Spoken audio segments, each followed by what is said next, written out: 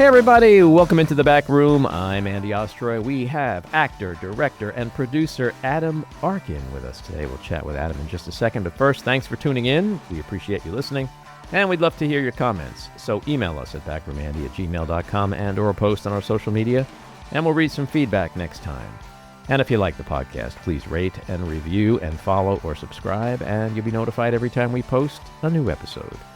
So, Adam Arkin is an award-winning actor, director, and producer whose distinguished career has spanned over 4 decades. As a director and executive producer, Adam's most recent work is featured in Season 2 of the award-winning Peacock series Poker Face, which premiered last month and stars Natasha Lyonne. He also recently directed 6 episodes of Netflix's The Night Agent. Adam has also executive produced and directed Sugar, Cruel Intentions, Rebel, and Get Shorty. His other directing credits include Northern Exposure, The Offer, Succession, Fargo, Billions, Justified, Sons of Anarchy, Grey's Anatomy, The Americans, which he also produced, Sneaky Pete, and Masters of Sex. He won an Emmy for directing the Showtime film My Louisiana Sky. As an actor, his film, TV, and theater credits include the Coen Brothers Oscar-nominated A Serious Man, Pig, Chicago Hope, which he appeared in all 141 episodes, Life, Law & Order, The Act, Modern Family, The West Wing, Boston Legal, and Monk. His theater credits include Brooklyn Boy, Guys and Dolls, and I Hate Hamlet. His work has garnered a plethora of acting and directing award nominations and wins, including the Tonys, Primetime Emmys, Screen Actors Guild, Directors Guild of America, and the Daytime Emmys. Adam, welcome into the back room. Thank you so much. Before we get started, I saw that you are a drummer. I'm a drummer too. I am a drummer. I'm more of a wannabe drummer than a drummer, but because of some of my associations with musicians much more talented than myself, I've gotten to play with some great people just for fun. Yeah. Are you into any particular genres when you play? I'm a huge jazz fan, although I don't feel myself particularly skilled as a jazz drummer. I'm more kind of a funk and light rock sort of guy. How often do you get to play? When I'm home, I usually play a few times a week. You know, I have a set. My set is up in the living room, much to the consternation of my wife at times. But yeah, I hear drums are noisy. They can be noisy. Yeah, Especially for those who don't play. That's the whole point, you know. Yeah. So I want to talk about work in a little bit, but I want to just go back in time a little bit. You're a Brooklyn kid. How would you describe yourself as a child growing up in New York City? Were you funny? Were you a jock? What did you do? What did you like? Hysterical. I don't want to start off on a down note, but I have to say that my childhood was one of the first things that comes to mind is a kind of sadness and a longing, actually, because while I was born in Brooklyn, I wasn't raised there per se. My folks were divorced when I was quite young, about 5, and my mom took my brother and I to go live in St. Louis with a stepfather that I didn't particularly get along with, especially because I blamed him for taking me away from my dad.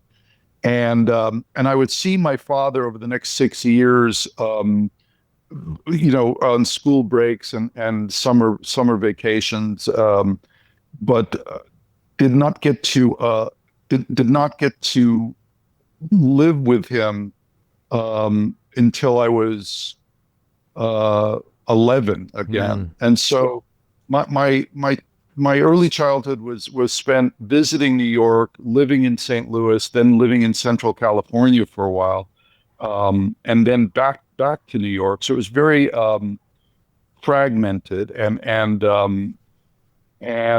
it was confusing for a number of reasons, but one of the byproducts of that was that I kind of experienced from a distance and in chapters my father going from a complete unknown and a struggling actor, former folk singer, to joining Second City, getting his first Broadway play, winning a Tony for that, getting an Oscar nomination for his first movie.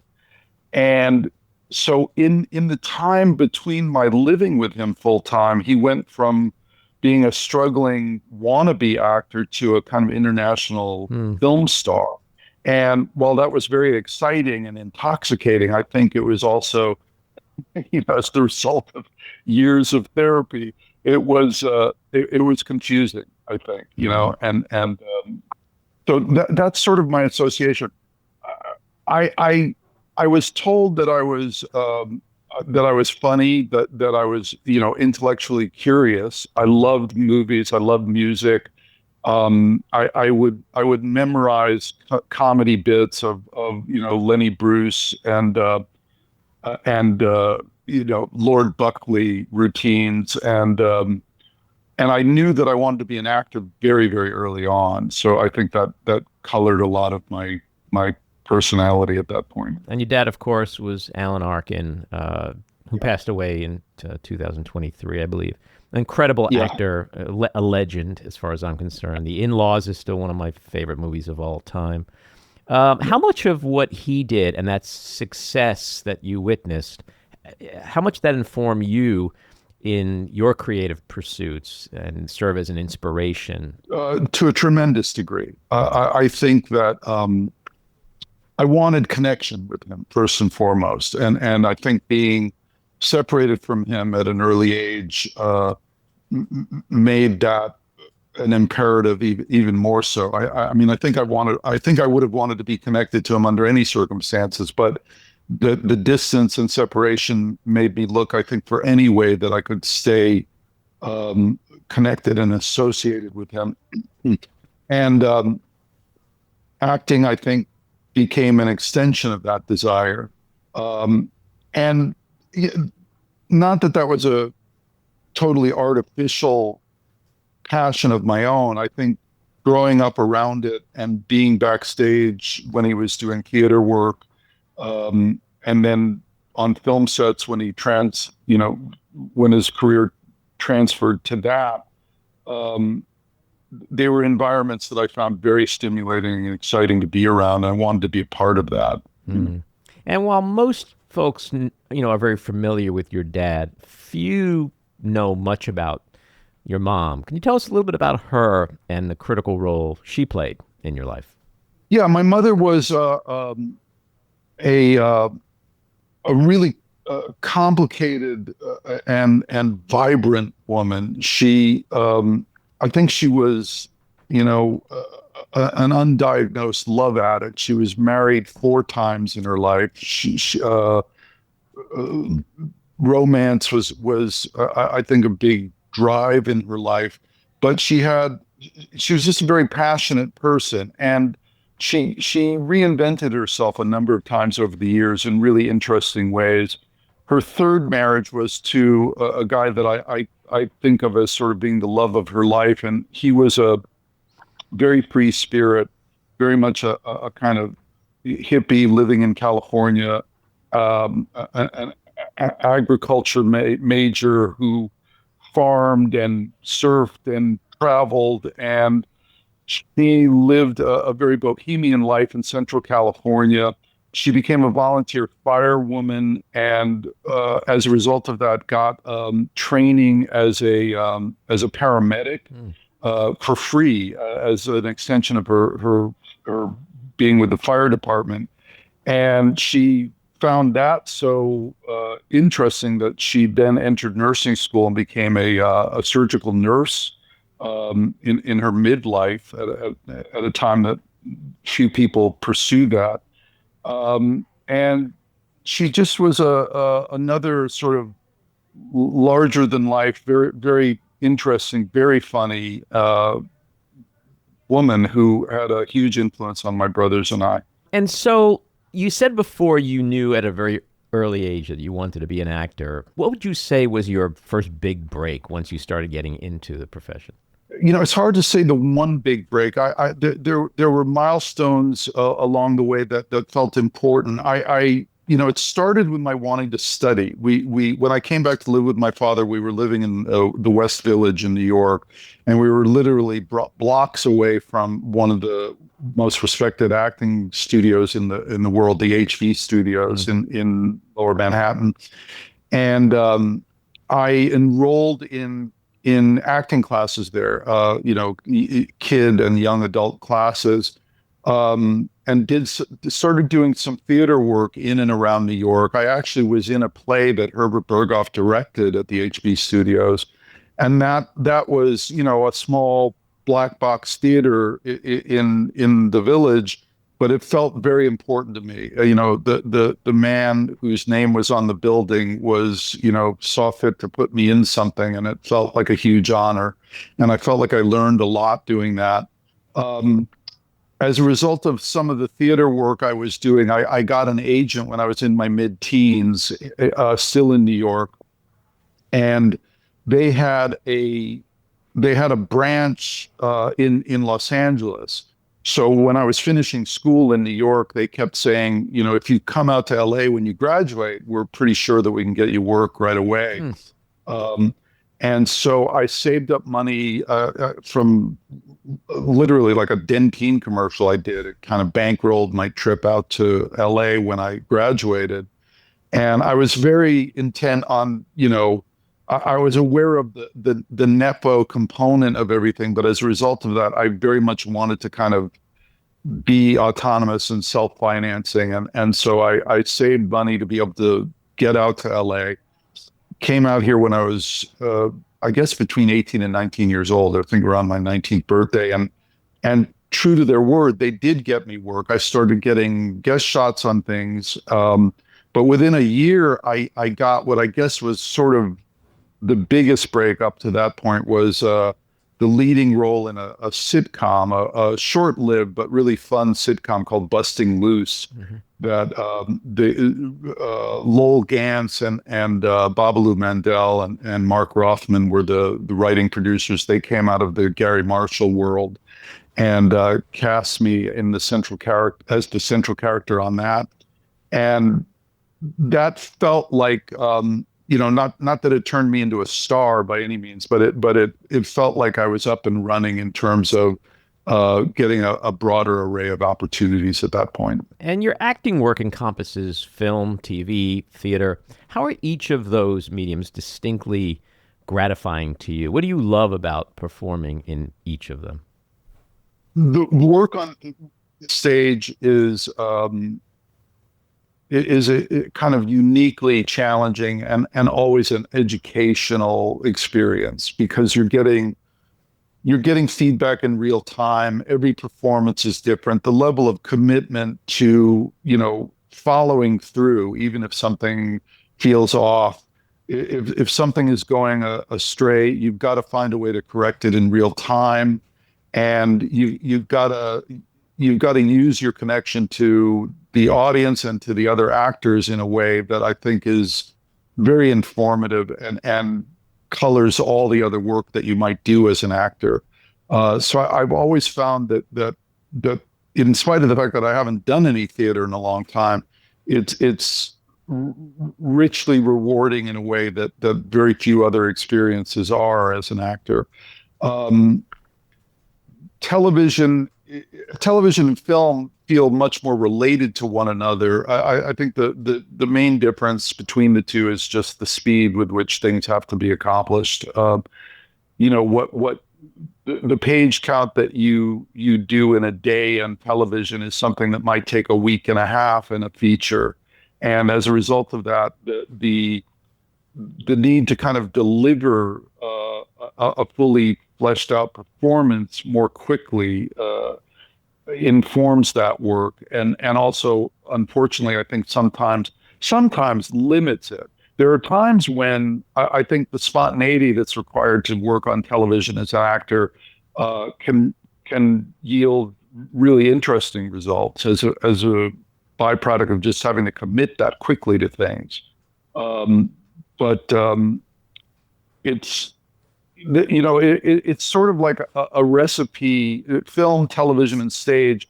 You're using a lot of all of the same ingredients. You're just using them in different combinations and with different cooking times. I guess is the best analogy I can come up with. And you've been on some incredible TV series throughout your career, including Northern Exposure, Chicago Hope, which you were in every single episode, and Sons of Anarchy, which is one of my favorite shows ever. What makes for a great TV show? Oh, I think it's, there's a certain amount of lightning striking. There are a lot of components that go into it. It always begins, I think, with the writing and the original concept, whether that's a compelling idea, and not only in terms of creating a great world for a pilot episode, but envisioning something that will remain compelling over the course of multiple episodes over many seasons, ideally. So it starts with the material, I think, and then casting is unbelievably important, not only in terms of the individual skill sets of the actors, but as I've gotten to do more directing and producing, I've really wanted to remain aware of the fact that you're putting a company of people together. So it's not only the individual skills of a given actor, but how are they going to work with other people? That extends to crew as well. How are people going to be working in concert with one another, and how is each actor going to bring what they do into the overall recipe? Very important. And I think also, especially in television, but I guess both film and television, it's important to I think cast people that over the course of time audiences can find a way to care about, and sometimes those are qualities that are outside the realm of acting ability, but just a certain unknown quantity to the person that makes an audience want to stay invested with them. Mm-hmm. And I'm so glad you mentioned casting. My daughter Kim is in casting, and it's typically been a bit of an underappreciated part of the process, and it's critically important. Thankfully, that seems to be changing somewhat. Yeah. I'm really happy about that. And what about directing? When did you know you really wanted to dive into directing? I mean, they say every actor wants to direct, right? So ultimately, but when did that really start for you?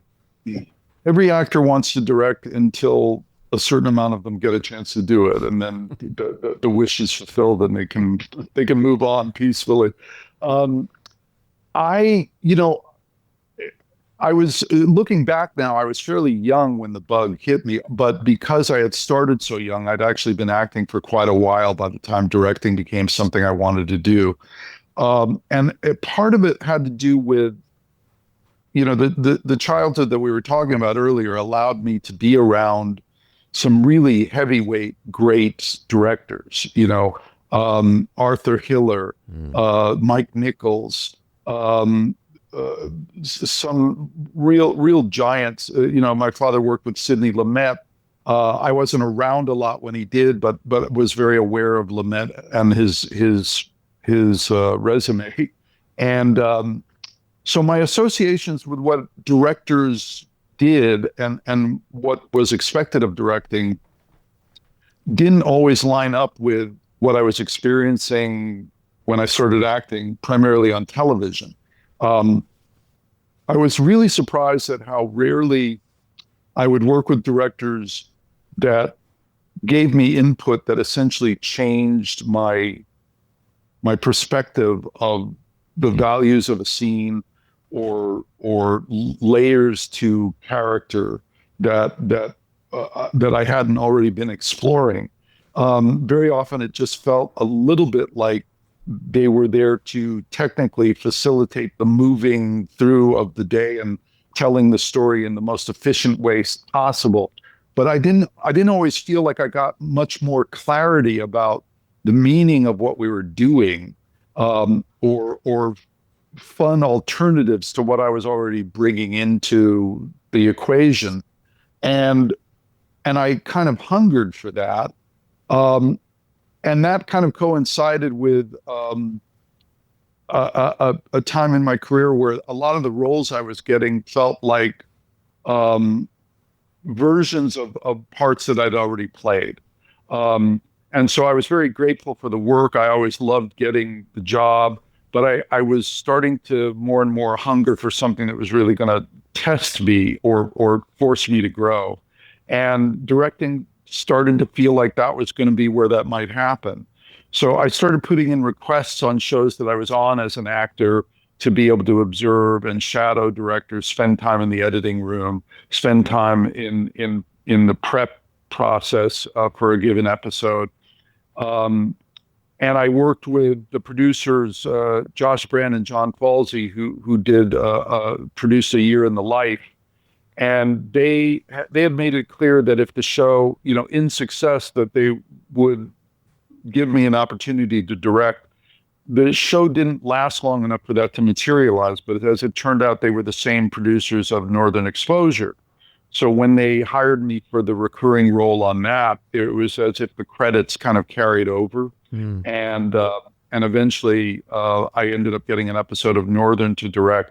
That was the first thing I ever directed. And at that point, from that point, I had the bug. I wanted to continue. And initially it was only on shows that I was already associated with as an actor. And then that started branching out into opportunities that were, directing on shows purely as a director. And you've directed a ton of television, including incredible shows like Succession, Fargo, The Americans, and this year's Poker Face, in which you're also an executive producer. I would imagine it's very satisfying to be serving in that kind of a creative role on a project like that, where you're not just either an actor or directing, but part of the show running and producing of the series. Yeah, it is. For better or worse, I have not thought of it as as an extension of show running. I think the role of showrunner is a very specific role, and in order for a showrunner to be effective, it's necessary for that chain of command to be very clearly delineated. What I have felt, let's put it this way. I've served as a producing director and, with a producing or executive producing credit associated with that role a number of times. When it has been the most satisfying to me has been when I have felt like a real trusted ally to the showrunner. And, working with a showrunner that actually really wants, rather than just pays lip service to the idea that he wants a partnership, albeit with someone that recognizes that there's a boss. And I'm very capable of knowing that when push comes to shove, if I have a difference of opinion with a showrunner, they rightfully will, win the, rule the day. But until that point, to feel that my perspective is welcome and not viewed as a somehow overstepping has been by far the most enjoyable. Those have been the most enjoyable partnerships I've been in. And you said that usually it's been an extension of like shows that you've acted on, and then it started to become others. Like, were there shows that you just were in love with and you're like, I have to direct an episode of that show? And if so, what shows were those? Well, I had only seen the pilot of Succession when I got an opportunity to direct on it. And it wasn't a done deal. It didn't come just as a straight offer. They wanted to meet and have a conversation. And as a result of that, I got to see the pilot, which had not at that point aired yet. I flipped out when I saw it. I just thought, this is so completely, in my wheelhouse. It's a caliber of filmmaking that I want to, rise to the occasion and kind of step into that arena. I have to say, one of the most satisfying experiences I've had in terms of producing directing was on Get Shorty. And that was not a case of my knowing the show ahead of time. I knew the material, but in meeting Davey Holmes, the showrunner on that, and hearing his description of what he wanted the show to be, knowing the work of Alan Coulter, who was going to be directing the first episode, I just knew that there was the potential for it to be a show that I could get really passionate about being involved with. And that turned out to be the case for 3 seasons on that. I ended up directing virtually half of the episodes. We did 27. I directed 13 of them. So I was always either in prep or actually directing, and I was in heaven on that. It was wonderful to be working on a show that I knew that if I wasn't associated with it at all, I would be watching it. And I just loved that. And with regard to like episodic versus serialized, is there a different mindset you get into, or, preparation, which is so distinct one from the other? And do you have a preference for directing one or the other? I can't say that the essential experience of directing episodes changes from one to the other, for me anyway. In serialized, there's obviously an added necessity to be attuned to the continuity of the episode and how it's going to mesh with what preceded it and what follows it. Mm-hmm. So the need to be that much more conversant, not only just about the plot, but about the general tone and vibe of the episodes that precede and follow what you're working on, become a little more stringent. But beyond that, they're pretty similar experiences for me. And you've been a producer on many other shows besides Poker Faces, we were talking about before. What makes you decide to hop on that train on one show versus another? Like, you want to get involved with the show more than just an actor, more than a director? Well, it's the willingness to be included and offered that position first and foremost. I'm not in a position where I'm approached by people to simply be given an episode or a block of episodes to direct, and as part of my negotiation on that, say, I'll do this if you make me a producer. Right. It's sort of built into the initial approach, so that the producing credits that I've accumulated have been an extension of the amount of work they're asking me to do on a given show. So if it's a 1 or 2 episode hire, that's not really going to be a part of the equation. But when shows have been looking for someone to come in and fulfill the role of producing director, and that you're only going to direct maybe 2 or 3 episodes over the entire season, but they want you there to work with guest directors, to direct second unit for them, to direct reshoots if they become necessary and the original director is not available, then the producing credit starts becoming an extension of that, because with the added work, you want the added authority. And it's not just a vanity issue. There's obviously a financial component to it, but it's also, if you're going to be there as part of the team and working with the crew and staying plugged in with them, I think it starts becoming important for the crew to know that you are there in a capacity that's somewhat elevated over that of a guest director, just because there's going to be an ongoing need for communication and trust between you and the various departments, and you're being asked to be a problem solver within the company that the title actually helps you be more effective in. Is there an actor, past or present, gone or alive, that you really would love to direct or would have loved to direct? Oh, dozens, yeah. But, it's funny, like one of the first people that comes to mind is Cary Grant for some reason. I don't know exactly why. But not a bad choice. I find him absolutely fascinating to watch in terms of his technique, the persona that he created for himself, and in hearing, I listened to a live audience appearance that he made, in which it was open to question and answers from the audience. And it was unbelievable how different he presented. There's a couple of points in this on-stage interview that he's doing where he laughs, and he has the most goofy, like nerdiest laugh you could ever imagine. It's you cannot put it together with the persona that you associate with Cary Grant. And I just found him fascinating. And I love a lot of the work from that era. There was a kind of technique and training to that era that I always find fascinating. Um, but it's really an endless list. Anybody whose work I've truly admired, unless I've heard enough about them to know that they might have been nightmares. It's always easy to have that fantasy. How about Brando? Speaking of nightmares, apparently.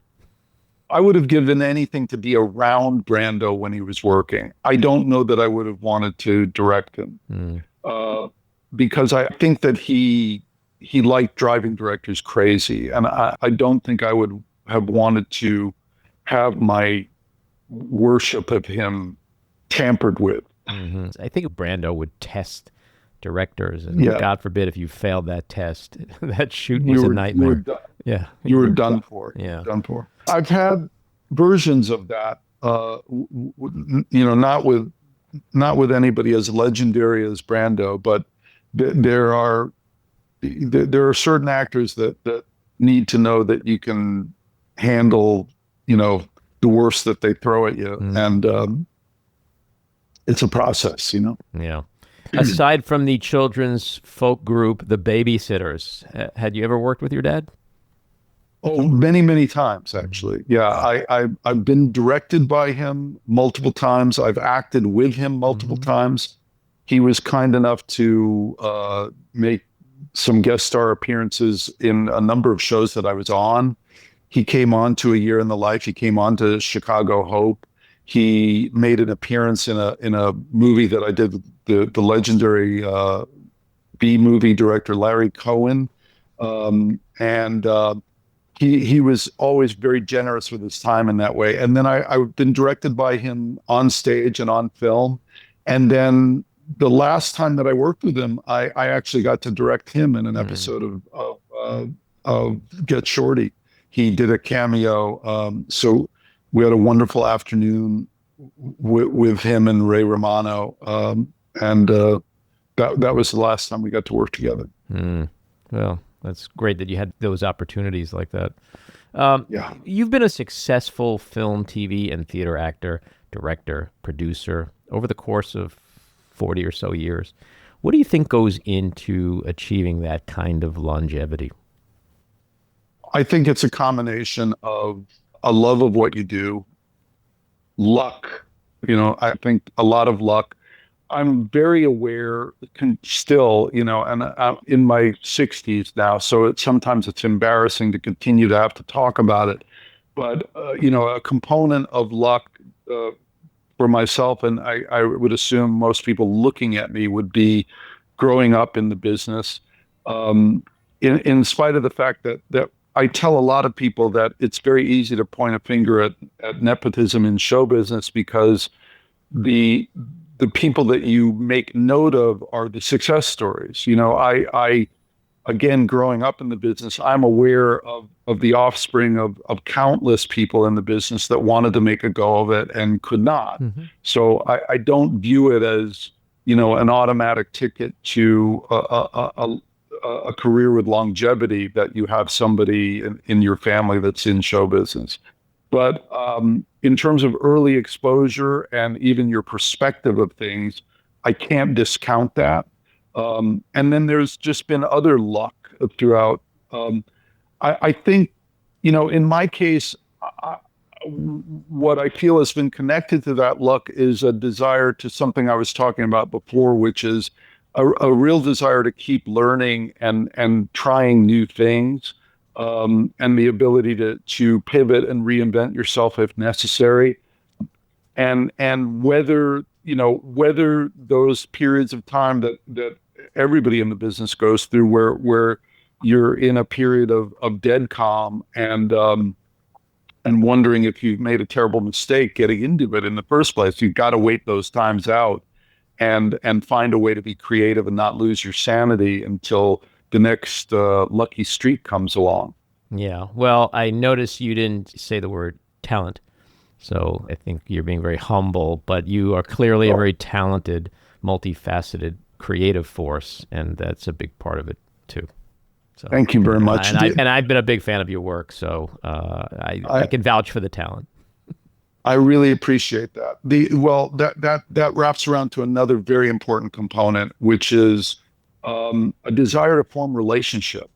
More than worldly success, which God knows I always had a hunger for, but more than that, I wanted to be a part of a community. I wanted to form relationships. I wanted to have an extended family. I think some of that was compensating for the bifurcated family I grew up with, and so I've had long-standing, really meaningful, creative relationships with people over decades that are very meaningful to me. And I don't cultivate those in order to have more job opportunities, but a byproduct of it is, you're on people's mind when they're trying to put together groups of people to work with, and I don't think that hurts either. Anything coming up for you next that you can talk about?